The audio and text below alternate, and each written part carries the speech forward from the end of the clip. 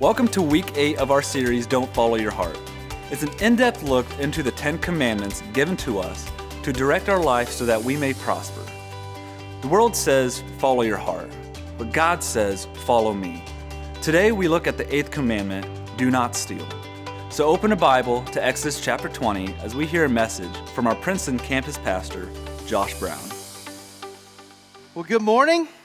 My name is Josh, and I'm thrilled to be here with all of you in Washington today and to be connecting with all of you at our other campuses and venues at Princeton, at Vincennes, and the Fireside Room here in Washington. Thank you for being with us in worship today as we look at the 8th commandment of the 10 commandments, Exodus 20:15, you shall not steal. You know, sometimes the simplest ideas and lessons are the hardest ones to teach and convey. And the truth is, you likely all have a pretty good grasp on this one today. My first slide, stealing is bad. We all get it. It's the same kind of universal law as do not murder, where it's pretty much wrong anywhere and everywhere and really in any circumstance. If I have something in my possession that you want, you don't get to just take it from me. It's my property. I have ownership of this thing.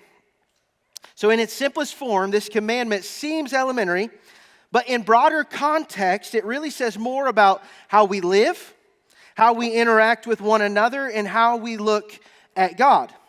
And when we look at it through that lens, we see what God's vision for humanity really is.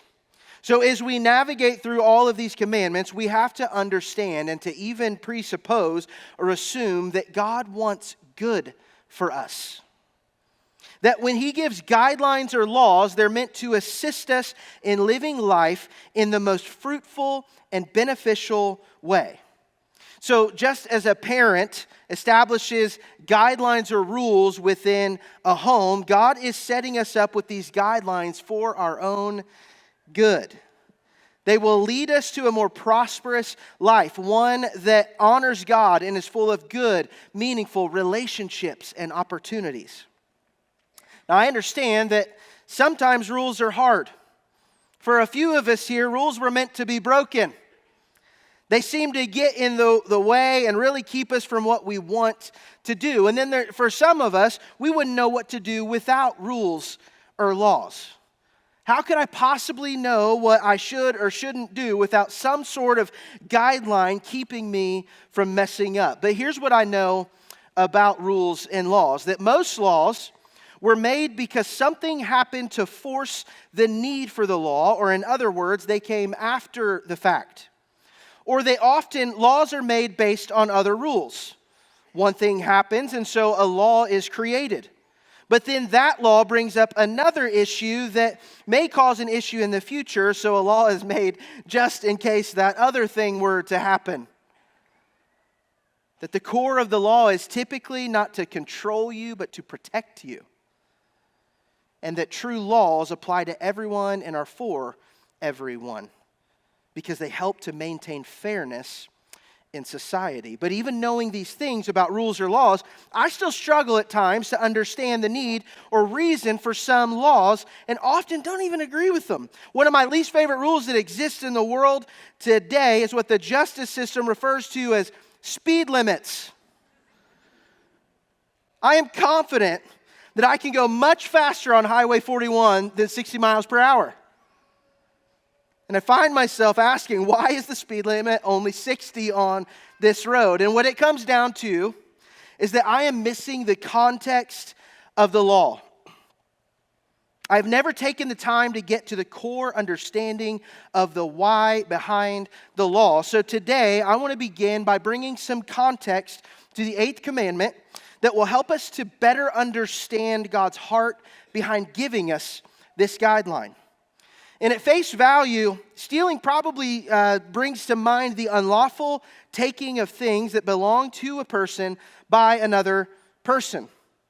For instance, if an employee working for an employer is skimming cash off the top of the cash register when ringing up orders, obviously that's stealing. Or maybe some of you think of a home robbery. Someone breaking in your home to take something that's yours, probably to turn around and sell it for 100% profit, and then you now have to replace that thing. Definitely stealing. Or maybe you think of one of the world's greatest epidemics today, the horrible business that is human trafficking. Literally stealing people to put them to work in whatever way pleases the needs of those purchasing them. And the origin of Exodus 20:15 is just that. The context of this verse is referring to kidnapping or the stealing of people, which is a pretty good law to have in place, right? But the thing that some people are going to wrestle with here is that in order to need a law that forbids me to steal from another person, the law also has to assume that people have the right to own or possess personal or private possessions. But then there's this problem, because based on that thought, people have the right to own or possess other people? Well, no. But we do know that the Bible talks of slaves, and even Paul talks about how slaves should be treated. But what we need to know is that slaves, when the Scripture is speaking in the context of people who are in relationship with God, let's call them Israel, for example, are not referring to what we think of when we talk about slaves. Paul says in Ephesians 6:5, slaves, obey your earthly masters with respect and fear and with sincerity of heart, just as you would obey Christ. The original meaning of the word that Paul uses when he says slaves in this context is bondservant. And a bondservant is someone who is working for someone to either pay off a debt or in exchange for something else. For instance, an Old Testament family might have several servants within their fold that they are responsible for. Not because they were stolen from their homeland or family and forced into slavery, but because a contract has been made between the bondservant and likely the patriarch of a family. And the contract typically ensures that the bondservant will be paid, fed, clothed, housed, and kept safe under the care of the family that they're now a part of. So you see, this isn't the type of slavery that disgustingly has taken place for hundreds, if not thousands of years now, where people of different races are ripped from their homes and family and forced into a life of servitude with no say in the matter. In fact, often these servants, once they've paid whatever debt or fulfilled their employment contract, would return to these same masters to continue working for them and being a part of their family. We have to remember that Jesus said, love God and love one another. And the second is like the first. So we are to care for one another, not in the way that we care for an object, but greater than that. If the second is like the first, then there is no way that God would have designed or implemented the idea of slavery that we hold today. So how do we justify the need for an entire commandment that seems to be based on kidnapping? We have to recognize that while the ownership of people within God's people was not about stealing someone and selling them into a lifetime of slavery, this did still, unfortunately, exist as we have seen in the history of our own country. But God does not condone or justify this in any way. In fact, in Exodus 21:16, he says, anyone who kidnaps someone is to be put to death, whether the victim has been sold or is still in the kidnapper's possession. So the response for this act of kidnapping is capital punishment. Why? Because it devalues life. It doesn't honor how we should love and care for one another. These people that were slaves were not looked at as less and deserved the same treatment as anyone else. And should they find themselves being mistreated in any way, the consequences are the same. But their position as a servant within the family does not negate their humanity. These people belong to God in the same way that all things and people belong to God. And within their story, God has entrusted their belonging to other people, not to keep them down, but to care for them and to steward them within the makeup of that family. Ripping people away from their homes is not something that God designed, but this This is an example of God's care for us. It's the idea that the homeless have a home, that the parentless have a family, that the weak and susceptible have safety and care. And so what we see is that God values people. And if God values people, then we too must value people. In fact, a lot of these commandments don't really make sense if you don't care about people.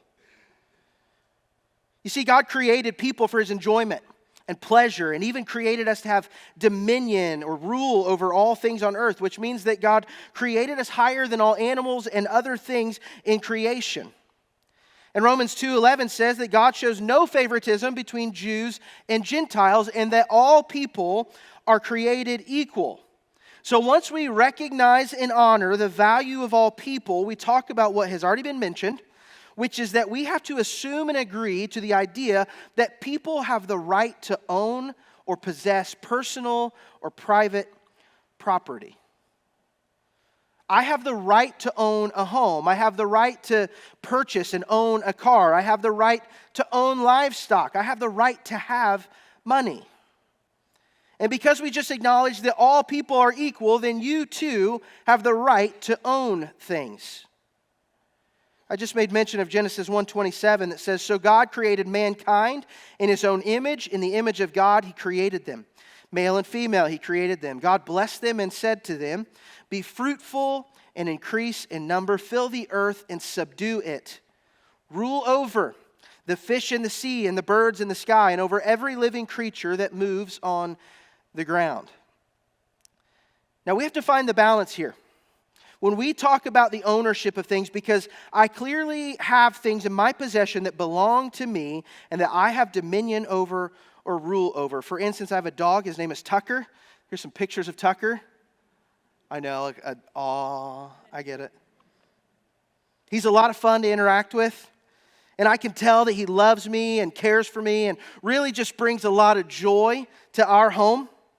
Now, he's also a terror sometimes. And has these tendencies to think that he's hot stuff when he doesn't get what he wants. He sometimes thinks that he's in charge of our house, but Tucker falls under my authority and my responsibility. It's my job to make sure that he's fed and is let outside when he needs to be. It's my job to take him to the vet when he isn't feeling well. Tucker is my property. If someone else takes Tucker or harms him, I could call the police and file a report in an attempt to get him back under my care. In the 1600s, there was a philosopher named Thomas Hobbes that wrote a piece of literature called The Leviathan. And Hobbes was one of the leading thinkers regarding politics and government during the time, and this entire work of his was about establishing some kind of social contract. But it begins by defining what Hobbes thought to be the natural state of man and the right to life. And basically, Hobbes believed that all people had one goal in life, and that one goal was to live as long as you can. And if this was their main life goal, that people would then do whatever necessary to accomplish that goal, even if it meant taking from someone else.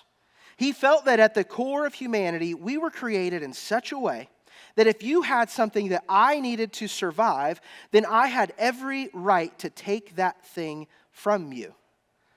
However, that meant that you had the right to defend what was yours so that you could survive. And you see some problems here. There's holes in this theory.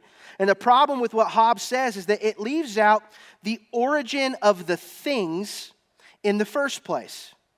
And this is what brings balance, that we are mindful that God owns all things.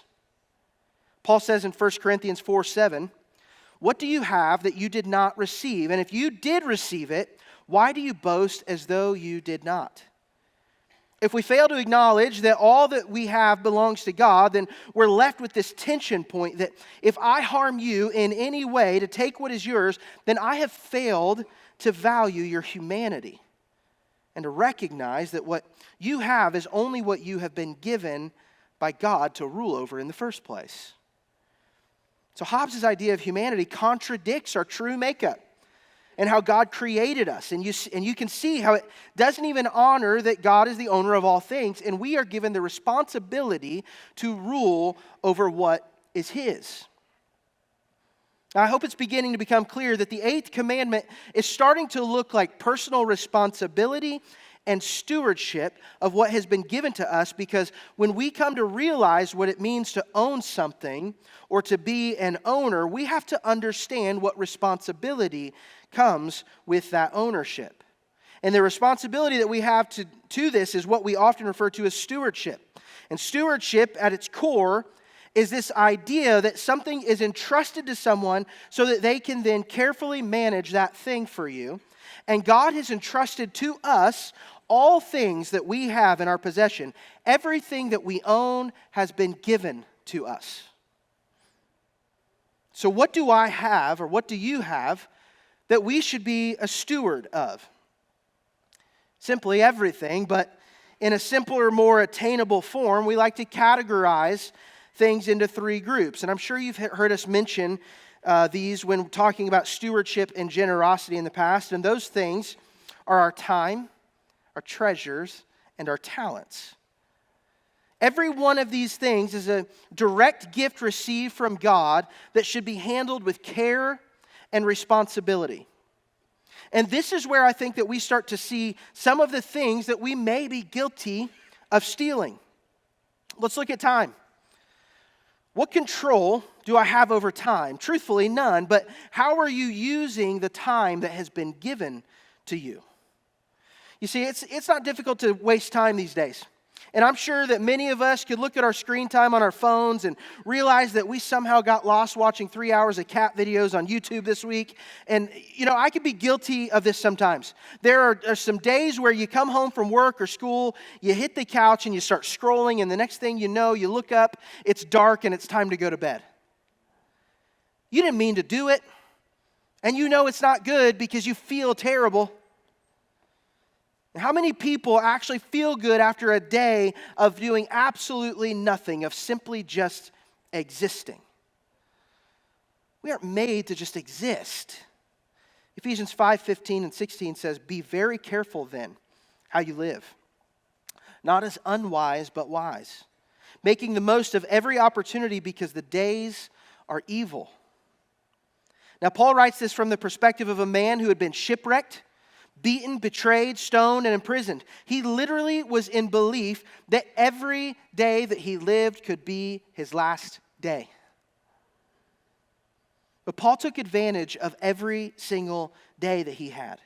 And I think it's safe to assume that if Paul wasn't ministering to people, he was traveling somewhere to minister to people or writing to churches where he couldn't be.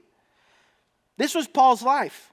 He was intentional about the stewardship of the time God had given him, never wasting any time and always representing Christ in all that he did.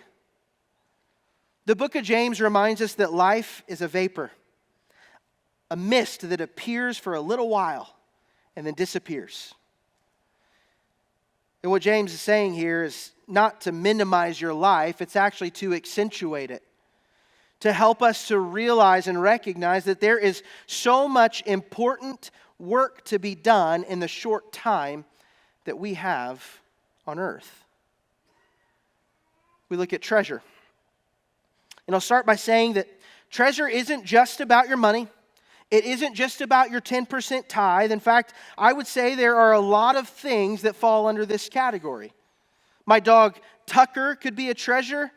I like to build things, so my tools could be a treasure. My home could be a treasure. My vehicles could be treasures. You see, you can easily start to see the things in your life that have value to you. Things that mean something to you, or even things that are super useful to you. I was going to bring a book with me this morning to show you, but I was afraid somebody would steal it. Noah Henson gave me that one, so you all can make sure that you let him know. But I was going to bring this book with me today, and I got the book a couple Christmases ago from my mom. She handed it to me, and I remember unwrapping it and thinking, what on earth is this dingy old book, and why would you be giving this to me right now. She had found it in my grandmother's garage as she was helping clean some things out, and then she informed me that this book belonged to my grandfather. And it was just an arithmetic book from the 40s. And the book didn't really have a lot of meaning to me until I found that out. My grandfather passed away when I was 5 years old, and one of my only memories I have of him is his funeral. So I barely knew him. But the truth is, there is no other man, living or not, that has made the spiritual impact on my life that my grandpa has. His legacy and the memory of him is covered with God's grace and is the story of a man who was an alcoholic, spent his last dollars getting drunk at the bar, and broke down on the side of the road on his way home, where Jesus changed his life forever. And my grandfather became a man who was known as a prayer warrior. His church even dedicated a room in their church as a prayer chapel under his name. He was known as a man of God, and this is the only thing that I have that belonged to him. It's special to me simply because it was his. The things that God gives to us and entrusts to us are special because they are his. So we care for them well because they belong to him. And there's talent. 1 Peter 4:10 says, each of you should use whatever gift you have received to serve others as faithful stewards of God's grace in its various forms. I believe that Bethany has been so incredibly blessed with so many gifted people that help carry out the mission that God has given us as a church. And I know that each and every one of you, whether you are connected in a serving role or not here at the church, have a gift or a talent that God has given you that can be developed and used for the service of others. And I know that we often think of talents in the church as singing, playing an instrument, speaking, or teaching, and those are all incredible things. I'm so grateful for the people that do those things. But there's so much more. Some of you make breakfast for our teams on Sunday mornings. Some of you find yourself here midweek helping with administrative and clerical tasks. And I'm sure some of you have maybe even helped with some handyman needs around the churches. And those are just things inside the church. I know many of you are helping our schools and at camps. Or maybe you're passing out food at Helping His Hands. Or maybe you're inviting new people into your home because you have the gift of hospitality and want to make sure that people get connected with other believers. You see, God has given us all so many different gifts and talents that if we steward them well, with the intention of pleasing Him and serving others, your talents become the seed of someone else using their talents for the same thing. Now, you might be the person that's struggling to identify with what your gifts or talents are. But that doesn't mean that this idea of stewardship doesn't apply to you. And I believe that every one of us have something in each of these categories. But even if you only identify with one of them at the moment, you must recognize that you have a responsibility to steward whatever that thing is.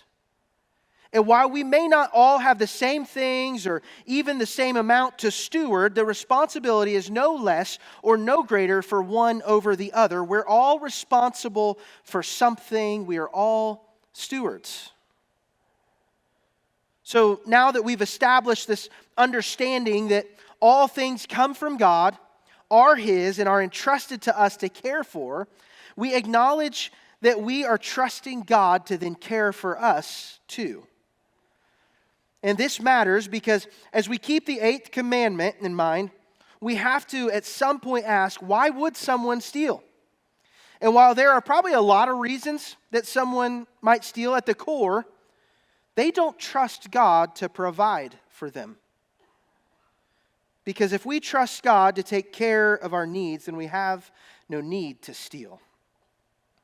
We trust that He will supply all of our needs and will give us the ways or avenues to disperse those things to us.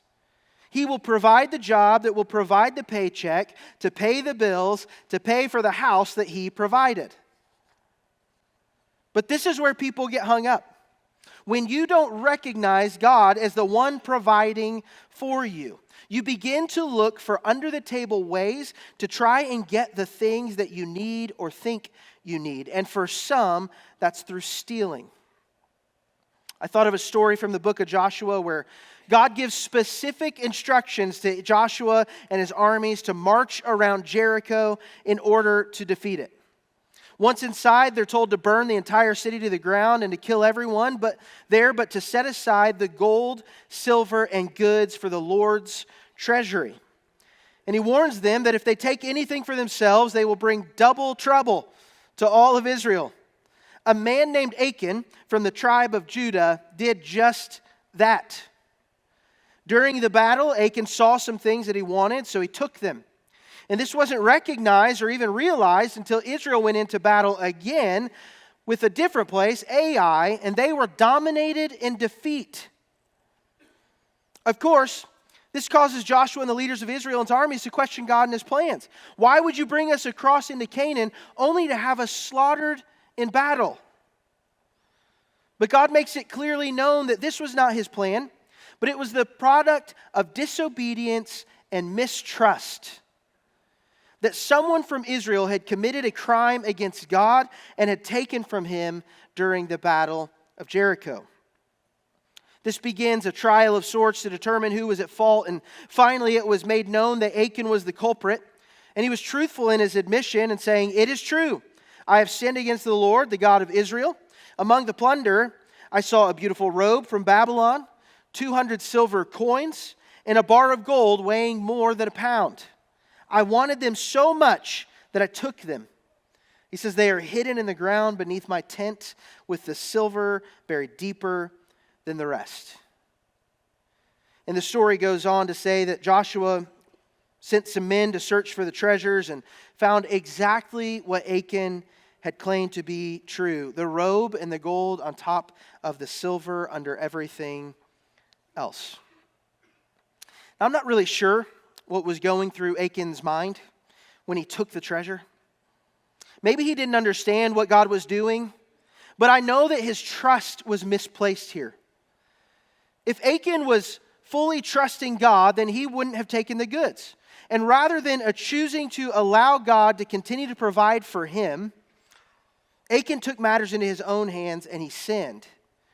And it was as simple as this: I saw, I wanted, I took. And he didn't just take from anyone. He stole directly from God. You see, Achan saw a chance to get ahead. And surely no one would even notice that the goods had been taken. In fact, he ensured that no one would find out because he buried them deeply in the ground under his tent. Even in the middle of victory, Achan stopped trusting God to care for his needs. When Achan was in the middle of a battle that was being dominated by his side, he thought of himself. He disregarded the fundamental truth that people are valuable. So this moment of thoughtlessness, pride, and selfishness caused the demise of hundreds of troops in the next battle. Achan's theft hurt other people.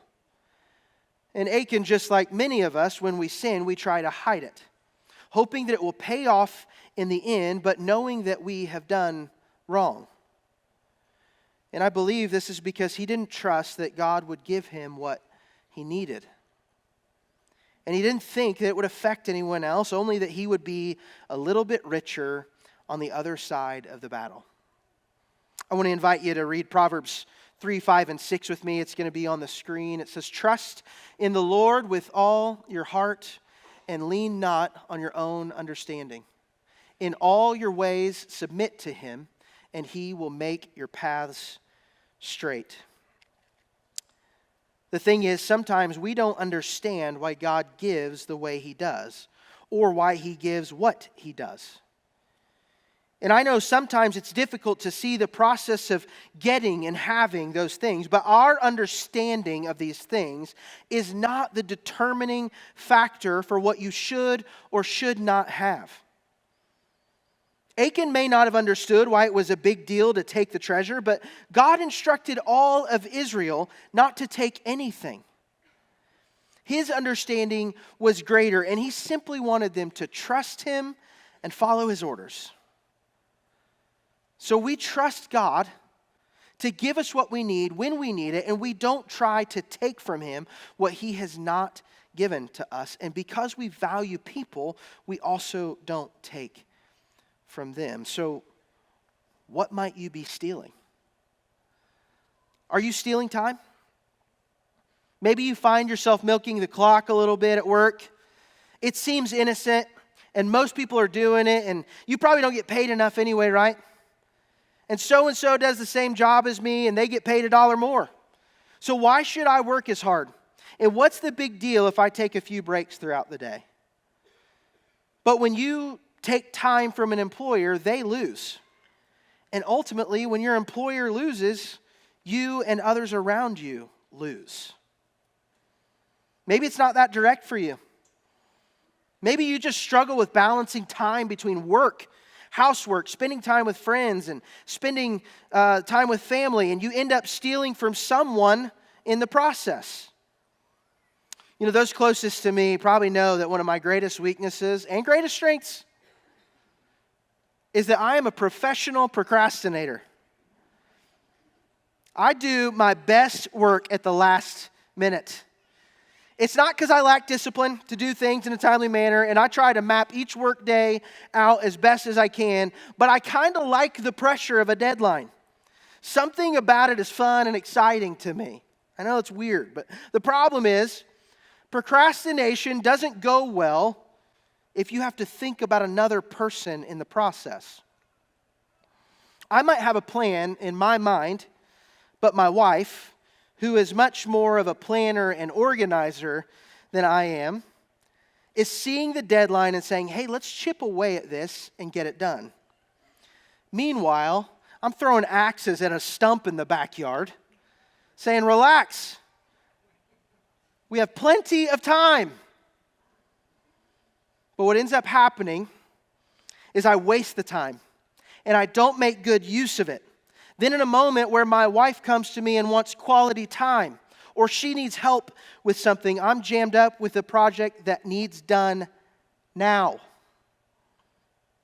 And suddenly, I don't have enough time. We steal time because we aren't intentional with it. Are you stealing treasure? Are you outright taking things that don't belong to you? That's the obvious thing. Remember, stealing is bad. How about this? Are your dealings fair? I love to buy and sell or make and sell things. I dabble in some building projects, and typically just to make things around our house so that we can save some money. But from time to time, I get to build something for someone that they're wanting custom built. But somewhere in that process, whether someone is asking for something to be built or I'm just selling something, a price has to be determined. And if I charge that person so much that the amount they pay for it is beyond what the item is actually worth, I have stolen from that person. I've stolen the value of the item that they want or need. Are you faithful in what you return to God and in the opportunities of generosity that He has put in front of you? 1 John 3:17 says, if someone has enough money to live well and sees a brother or sister in need but shows no compassion, how can God's love be in that person? There's an expectation that you are returning a portion of what God has given you back to Him. And there's an expectation that you are generous with the rest. Are you stealing your talents? When God breathed life into you and brought you into creation, with all of your intricacies, you were given gifts. As we mentioned earlier, these look different in every person. And regardless of whether you perceive them as talents or not, God has created you to be helpful. He has equipped you with what you need to contribute to the body of Christ. Are you crafting those gifts? Are you working to develop them into their fullest potential? Or are you wasting them because you don't even recognize the value in them? My point with this is that it's much easier to steal than you think. And many of us might be stealing more than we think. And I think often it is an intentional theft. We're trucking along, trying to make ends meet, thinking about getting from one thing to the next, and we lose sight of what we're taking advantage of. And we miss the opportunity to steward what God has given us. So we take matters into our own hands and do what we have to do to get by or to even get ahead. It's so important that we recognize the source of all things that we have in our possession. That we recognize that we only have what we have because God allows us to have it. And we can't take it. We can't take it from God. We can't take it from people. It's given to us. And even still, we have a responsibility to steward those things so that they grow and flourish and they help to care for others, all in the name of our Father who gives it to us. So you can see the 8th commandment, while at face value is simple, forces us to understand a greater context. That people are to be valued because God values people. That we have been blessed with so much that we don't even recognize it sometimes. That we have a deep responsibility to steward and care for all that God has given us. That God is the giver and owner of all things, and we can trust Him to give us immeasurably more than we could ever ask or deserve. Would you pray with me? God, this morning we put our trust in You. As we continue to worship in a moment, God, I pray that our hearts would have a posture of trust. That we would lift our voices knowing that we confidently can count on You and depend on You for all things. And God, we praise You for that this morning. And we ask that You will help us, that You will teach us to be good stewards of the things that You bless us with, God, that we would recognize them as Yours, and we thank You for entrusting them to us. We thank You for that honor today, God. And in it, we just want to honor You. And so, God, we ask all these things in Jesus' name. Amen.